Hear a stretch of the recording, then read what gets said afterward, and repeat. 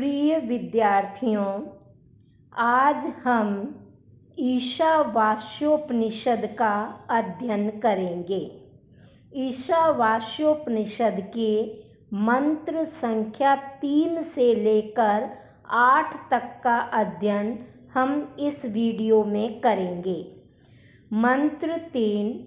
असूर्या नाम ते लोकाः अंधेन तमसावृता तांस्ते प्रेत्याभिगच्छन्ति ये के चात्महनो जनाः। ईशावास्योपनिषद कहता है कि असुर्याः, असुर से संबंधित, ते लोकाः नाम, वे लोक, वे स्थान या वे योनियां प्रसिद्ध हैं जो कि अंधेन, गाढ़े, गहरे, तमसा, अज्ञान से या दुख रूपी अंधकार से आवृताः, आवृत है, घिरे हुए हैं। च और ये के, जो कोई, जनाः लोग, आत्महनः, आत्महत्या करते हैं, अपना स्वयं का विनाश स्वयं करते हैं, ते वे प्रेत्यः, मृत्यु के पश्चात, तान, उन लोकों को, अभिगच्छन्ति, प्राप्त होते हैं, जाते हैं। अर्थात असुर लोक में वे प्रसिद्ध जन्म स्थान या वे योनियां हैं जो कि दुख व अज्ञान रूपी महाअंधकार से ग्रस्त हैं। जो व्यक्ति इस जन्म में आत्महत्या करता है, वो व्यक्ति अगले जन्म में उन अज्ञान वाले, अंधकार वाले, तामसी वृत्ति वाली योनियों को प्राप्त होते हैं और उन्हें मुक्ति प्राप्त नहीं होती है। यह मंत्र पूर्व के दोनों मंत्रों से ही जुड़ा हुआ है। प्रथम मंत्र में हमने ईश्वर की महत्ता को जाना, उसमें ईश्वर की महत्ता व सर्वव्यापकता का वर्णन करते हुए त्याग पूर्वक भोग करने का उपदेश है। द्वितीय मंत्र में कर्म की महिमा का वर्णन है, उसमें निष्काम कर्म योग का उपदेश है तथा निष्काम कर्म के आचरण को ही सर्वाधिक श्रेयस्कर बताया गया है। प्रस्तुत मंत्र भी उसी श्रृंखला में एक कड़ी जोड़ने वाला है। जो व्यक्ति निष्काम कर्म के श्रेष्ठतम मार्ग से विचलित हो जाते हैं, वे ही वस्तुतः आत्मघाती है। यहाँ आत्महत्या का बहुत व्यापक अर्थ है। आत्महत्या का मोटा मोटा अर्थ निकलता है सुसाइड, अपने आप को समाप्त करने वाला। लेकिन यहाँ अगर कोई व्यक्ति निष्काम कर्म मार्ग से विचलित हो जाता है तो भी वह अपनी हत्या कर रहा है। सत्य, दया, परोपकार, अहिंसा, यज्ञादि श्रेष्ठ कर्म जो है वो यदि निष्काम भाव से किए जाएं तो उनको अलौकिक सुख दे दिया जाता है। उनका करना ही आत्मानुकूल आचरण है। और जो व्यक्ति यह कार्य नहीं करते हैं, इनके विपरीत आचरण करते हैं, आत्मा की आवाज़ के विरुद्ध चलते हैं, वस्तुतः वही आत्महत्या है।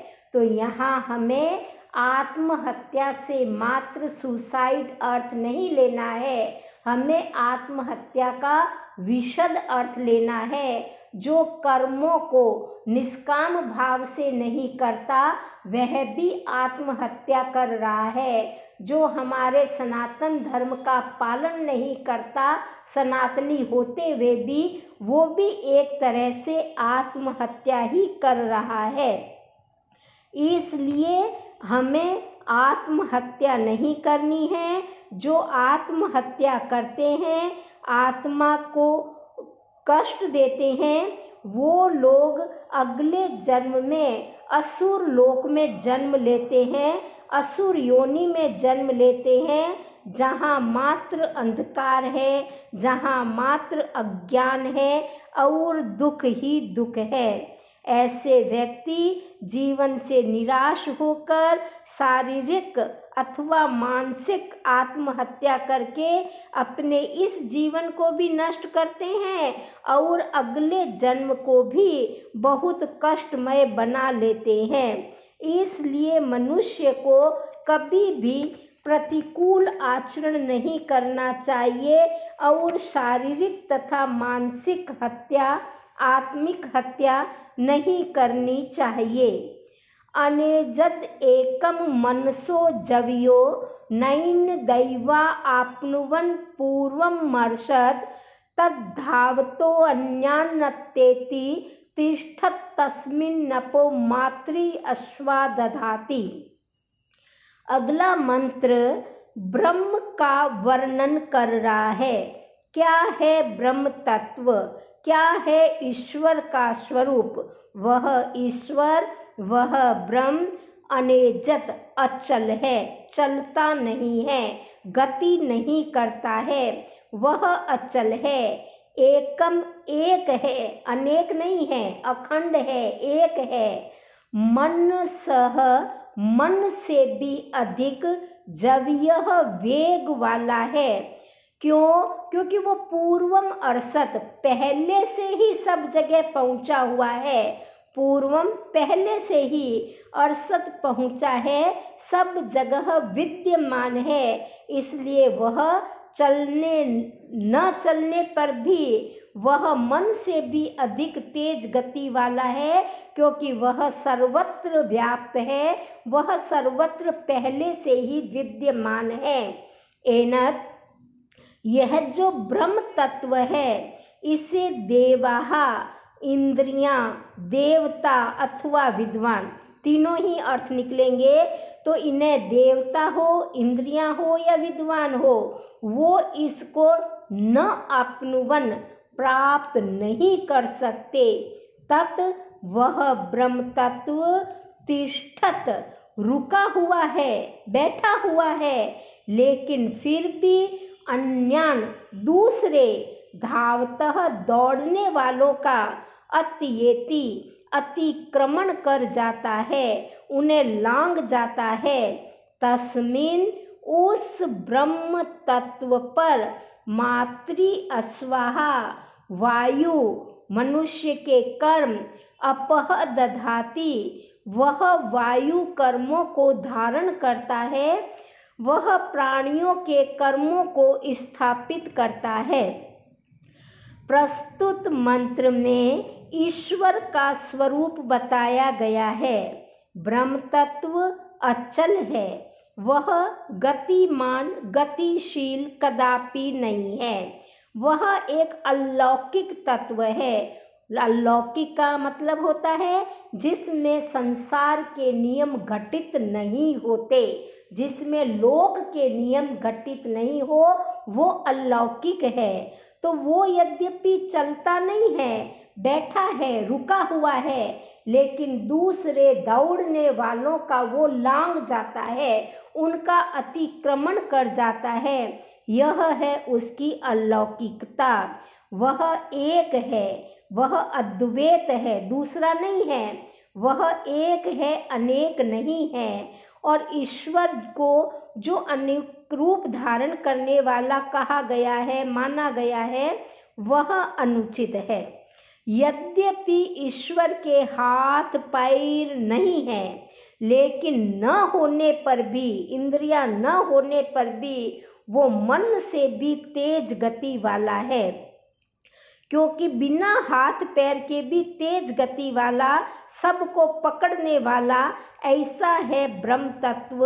वो सर्वव्यापक है, वो पहले से ही सब जगह विद्यमान है। इसलिए कोई भी देवता, कोई भी ज्ञानी, कोई भी विद्वान या कोई भी इंद्रियां उसकी महिमा को पकड़ नहीं सकते, उसकी महिमा का पार नहीं पा सकते। समस्त व्यक्ति, समस्त देव, समस्त इंद्रियां उस परमात्मा की महिमा को समझ भी नहीं सकते हैं, उस तक पहुंच नहीं सकते, क्योंकि वह ईश्वर तो अनिर्वचनीय है। ऐसा कोई भी स्थान नहीं जहां ईश्वर पहले से पहुंचा हुआ न हो। तो फिर सीमित शक्ति वाले हम मनुष्य भला उस सर्वशक्तिमान तक कैसे पहुंच सकते हैं? वह परमात्मा तो देवों की पहुंच से भी परे है। ऐसा है एक ब्रह्म तत्व। उसी ब्रह्म तत्व का अग्रिम मंत्र में भी वर्णन है। तदे जति तन्नई जति तद दूरे तद्वंतिके तदंतरस्य सर्वस्य तदु सर्वस्यास्य बाह्यतः। वह ब्रह्म तत्व अनोखा है, उसमें हमारे संसार का कोई नियम लागू नहीं होता। वो एक अद्भुत तत्व है। तत् वह ब्रह्म तत्व एजति चलता है, गति करता है। तत् न एजति वो गति नहीं भी करता। तत् दूरे वह दूर है। तत्वंती के वह निश्चय ही समीप में भी है। तत् वह ब्रह्म तत्व अस्य इस सर्वस्य समस्त चराचर जगत के अंतः अंदर भी स्थित है और अस्य सर्वस्य बाह्यत इस समस्त चराचर जगत के बाहर भी स्थित है। एक ऐसा अद्भुत ब्रह्म तत्व जिसमें बहुत सी अद्भुतताएं हैं। कहा गया है कि वह गति करता है और नहीं भी करता है, वो समीप भी है और दूर भी है। इन वाक्यों में विरोधाभास की प्रतीति होती है, परंतु इसका समाधान इस प्रकार किया जा सकता है। ईश्वर संसार की रचना करता है और रचना के लिए गति चाहिए, तो ईश्वर ही तो समस्त लोगों को गति प्रदान कर रहा है। समस्त व्यक्तियों के अंदर ईश्वर है, कण कण में ईश्वर है।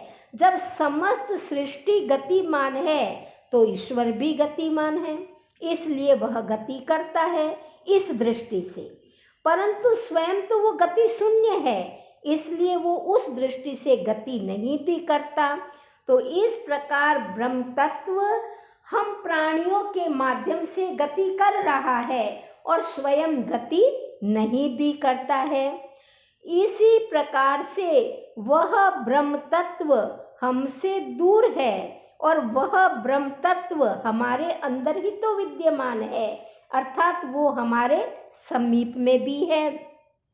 इसी प्रकार वह ब्रह्म तत्व जो है सृष्टि के कण कण में व्याप्त है, सबके अंदर विद्यमान है और वह सबके बाहर भी विद्यमान है। अगर हम लौकिक व्यवहार की दृष्टि से देखें तो या तो कोई वस्तु गति करती है अथवा नहीं करती। ऐसा तो नहीं होता ना कि एक वस्तु गति कर भी रही है और नहीं भी कर रही है, लेकिन यह एक अनोखा तत्व है जो गति कर भी रहा है और गति नहीं भी कर रहा है। वो हमारे अंदर गति कर रहा है, हमारी सृष्टि कर रहा है, तो वो इस दृष्टि से गति कर रहा है और स्वयं बैठा रहता है, गति नहीं करता है। इसी प्रकार कोई वस्तु या तो हमारे समीप होती है या हमसे दूर होती है, परंतु ईश्वर एक ऐसा अनोखा तत्व है जो हमसे दूर भी है अज्ञानता के कारण। जब तक हम उसको नहीं जानते वो हमसे दूर है, परंतु सज्जनों, आस्तिकों और धर्मात्माओं, विद्वानों के लिए वह ईश्वर सुलभ है, वह उनके बिल्कुल समीप है। वो उसके बारे में जान सकते हैं, वो उनके हृदय में प्रकट होता है।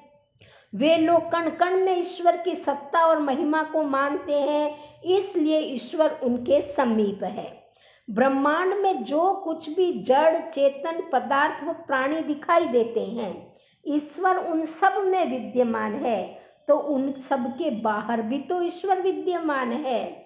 इस प्रकार ईश्वर एक अलौकिक, अद्भुत, अनोखा, विलक्षण तत्व है, जिसमें सांसारिक नियम घटित नहीं होते हैं। वह कुछ अलग ही तत्व है। यस्तु सर्वाणि भूतानि आत्मन्येवानुपश्यति सर्वभूतेषु चात्मानं ततो न विजुगुप्सते। तू परंतु या और यह जो सर्वाणि समस्त भूतानि प्राणियों को आत्मनि आत्मा में या परमात्मा में अनुपश्यति देखता है, च और आत्मानम अपने आप को सर्वभूतेषु समस्त प्राणियों में देखता है, ततः न विजुगुप्सते वो फिर घृणा नहीं करता, किसी से घृणा नहीं कर पाता। सीधा सा अर्थ समझें तो जो व्यक्ति अपने आप को दूसरे में देखता है और दूसरों को अपने आप में देखता है, तो फिर वो किसी से घृणा कर ही नहीं सकता। अगर मैं अपने आप को दूसरे में देखती हूँ तो मैं दूसरे को मार नहीं सकती, उसे पीड़ा नहीं पहुंचा सकती, उसे शारीरिक, मानसिक कोई भी कष्ट नहीं दे सकती, क्योंकि वो मैं खुद हूँ। इसी प्रकार किसी दूसरे व्यक्ति को अगर मैं अपने आप में देखती हूँ तो मैं अपने आप को भी नहीं मार सकती, अपने आप को भी कष्ट नहीं पहुंचा सकती। तो इसका मतलब फिर मैं किसी भी व्यक्ति से घृणा कर ही नहीं सकती। तो सभी से प्रेम करने के लिए यह मूल मंत्र है कि जो प्राणी समस्त प्राणियों में अपने आप को देखता है और समस्त प्राणियों को अपने आप में देखे, तो वो फिर किसी से भी घृणा नहीं कर सकता, द्वेष नहीं कर सकता, वो किसी को भी दोषी या अपराधी नहीं मान सकता, किसी को भी कष्ट नहीं पहुंचा सकता। यस्मिन् सर्वाणि भूतानि आत्मवेद भूत विजानतः तत्र को मोह कः शोक एकत्वं मनुपश्यतः।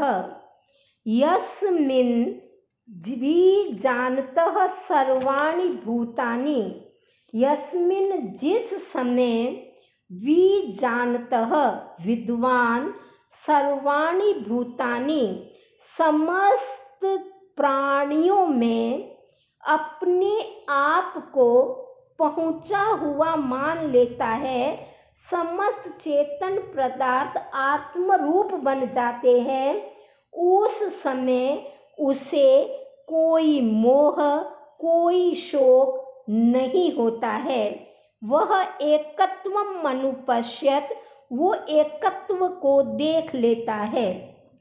शोक और मोह अपने से भिन्न पदार्थ के प्रति ही होते हैं। जब सारे पदार्थ में हम स्वयं को देख रहे हैं तो हम अपने आप से क्या तो मोह करेंगे, क्या शोक करेंगे, सब कुछ एक ही है। तो जहाँ अपना और पराये की भावना छिपी हो, वहीं पर शोक और मोह की आशंका हो सकती है। जब ज्ञानी पुरुष इस भावना से दूर हटकर अपने में तथा प्रत्येक प्राणी व पदार्थ में परमात्मा की ही महिमा को देखता है, तो सब प्राणी उसे परमात्मा रूप ही दिखाई देते हैं। तब शोक और मोह का प्रश्न ही उत्पन्न नहीं होता। जो व्यक्ति जीवन मुक्त की दशा में पहुंच जाता है, उसे संसार के किसी भी पदार्थ या व्यक्ति से किसी भी प्रकार का राग, द्वेष, मोह शोक, भय, शंका कुछ नहीं रहता। वास्तव में शोक और मोह तो भौतिक पदार्थ है। जब उनसे संबंध त्याग कर मोक्ष के इच्छुक व्यक्ति को केवल मात्र ब्रह्म की ही अनुभूति होती है तो फिर उसे शोक मोह ये उद्विग्न नहीं कर सकते हैं। सपर्यगाच्छुक्रम कायमवृण्मस्नविरं शुद्धम पाप विद्धम कविर्मनीषी परिभूः स्वयं भूर्याथा तथ्यतोर्थान व्यदधाच्छाश्वतीभ्यः समाभ्यः। कैसा है वह ब्रह्म तत्व? सह वह ब्रह्म तत्व परिअगात, चारों ओर गया हुआ, सर्वत्र गया हुआ, सब और गया हुआ है। वो शुक्रम दैदीप्यमान है, अकायम काया बॉडी फिजिकल शरीर से रहित है, अव्रणम घावों से रहित है, अस्नाविरम स्नायु तंत्र नाड़ियों के जाल से शिराओं से रहित है। वो शुद्धम शुद्ध या पवित्र है, अपाप विधम पापों से बिंदा हुआ नहीं है।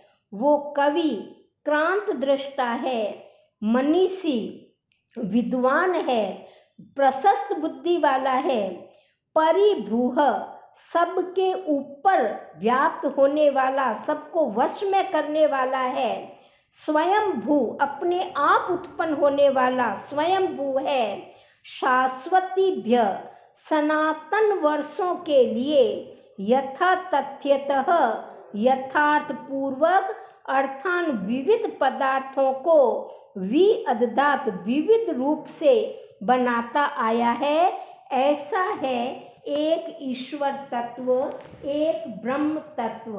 इस मंत्र में परमात्मा के स्वरूप का वर्णन किया गया है। वह सर्वव्यापक है, स्वयं प्रकाशमान है, स्वयं उत्पन्न होने वाला है। उसके प्रकाश से ही संसार के जड़ चेतन पदार्थ प्रकाशित है। वह स्थूल सूक्ष्म और कारण शरीर से रहित है, उसका आकार नहीं बन सकता।